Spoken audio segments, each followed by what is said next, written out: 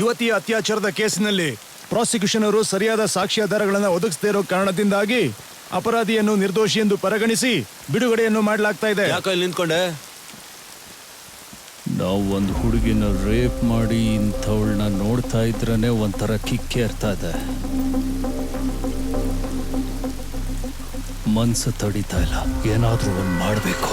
ಇವಾಗ ತಾನು ಹೊರಗೆ ಬಂದಿದ್ವು, ಸ್ವಲ್ಪ ಸುಮ್ಮನೆ ಇರ. ಒಂದ್ಸರಿ ಅವಳನ್ನ ನೋಡಿ ಹೇಳ.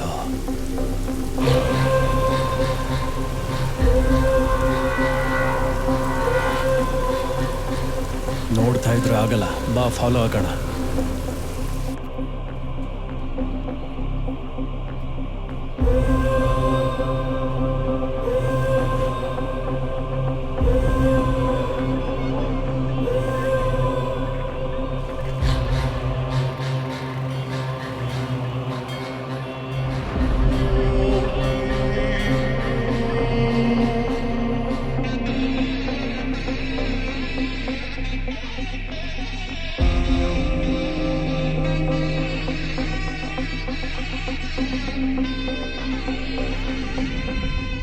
ಮತ್ತೆ ಬರಲ್ಲ. ಏನೇ ಗೊತ್ತಾಯ್ತಾ? ಏನ್ ಹೇಳ್ತಾನೆ ನಿನ್ ಹುಡ್ಗ?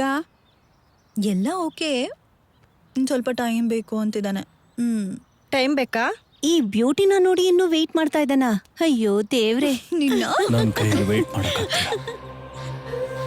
ಹಾಗೇನು ಇಲ್ವೇ, ನಾಳೆ ಈವ್ನಿಂಗ್ ಮೀಟ್ ಮಾಡೋಣ ಅಂತ ಹೇಳಿದಾನೆ. ಎಲ್ಲಿಗೆ? ಸೀಕ್ರೆಟ್. ಅಯ್ಯೋ ಅಮ್ಮ, ನನ್ನ ಫೋನ್ನ ಚಾರ್ಜ್ಗೆ ಹಾಕು, ನಾನು ಆಚೆ ಹೋಗಿ ಬರ್ತೀನಿ.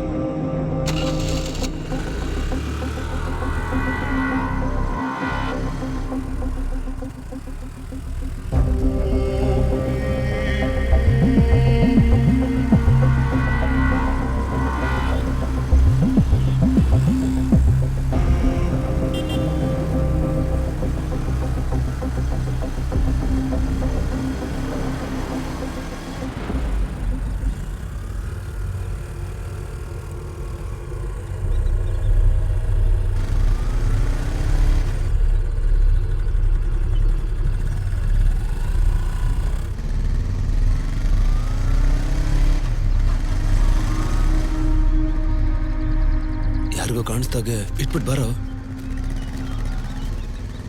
ಅವಳಿನ್ನ ಬಂದಿಲ್ಲ ಅನ್ಸತ್ತೆ.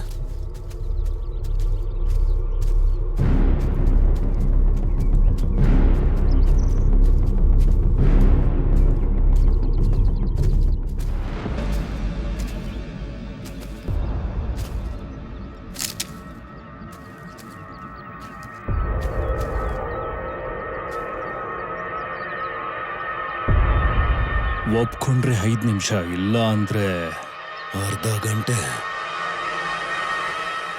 ನಮ್ಗಿದೇನು ಹೊಸ್ತೇನಲ್ಲ.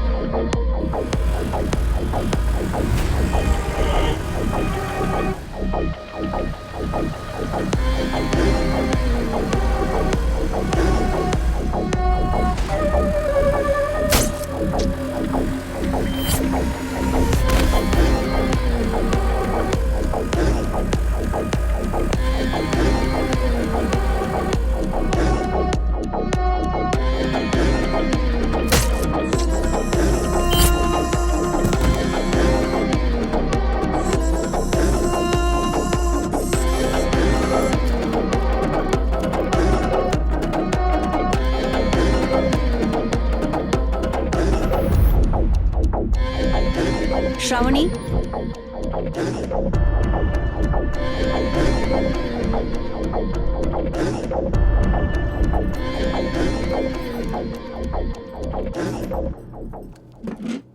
ನಿನ್ನ ಹೆಸರೇನಮ್ಮ? ನಾನು ಗಂಡಸ್ರ ಹತ್ರ ಮಾತಾಡಲ್ಲ. ಯಾಕೆ? ನಂಗೆ ಗಂಡಸ್ರಂದ್ರೆ ಅಸಹ್ಯ. ಅಂದ್ರೆ ನಿನ್ನ ಅಪ್ಪನೂ ಗಂಡಸೇ ಅಲ್ವೇನಮ್ಮ? ನಮ್ಮಪ್ಪ ಒಳ್ಳೆಯವರು, ಅದಕ್ಕೆ ದೇವ್ರವ್ರನ್ನ ನಡೀತೀರಾ ಹಾಗೆ ಮಾಡಿದ್ರು. ನರ್ಸ್, ಒಂದ್ಸರಿ ಈ ಮಗುನ ಆಚೆ ಕರ್ಕೊಂಡೋಗಿ. Okay sir.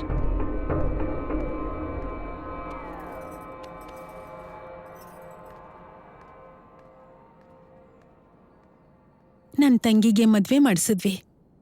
ಅವಳ ಜೀವನ ಅವಳ ಗಂಡನಿಂದ ನಾಶ ಆಗೋಯ್ತು. ಆವಾಗಿಂದ ಅವಳು ತುಂಬಾ ಡಿಸ್ಟರ್ಬ್ ಆಗಿದ್ದಾಳೆ. ಅಲ್ಲಿದ್ರೆ ಏನಾದ್ರೂ ಮಾಡ್ಕೋತಾಳೆ ಅನ್ನೋ ಭಯದಲ್ಲಿ ಮನೆ ಕರ್ಕೊಂಡ್ ಬಂದ್ವಿ. ಆವಾಗಿಂದ ನನ್ನ ತಂಗಿ ನನ್ನ ಮಗಳ ಹತ್ರ ಗಂಡಸ್ರಂದ್ರೆ ಕೆಟ್ಟೋರು ಅಂತ ಕಿರ್ಸ್ತಾನೇ ಇದ್ಲು.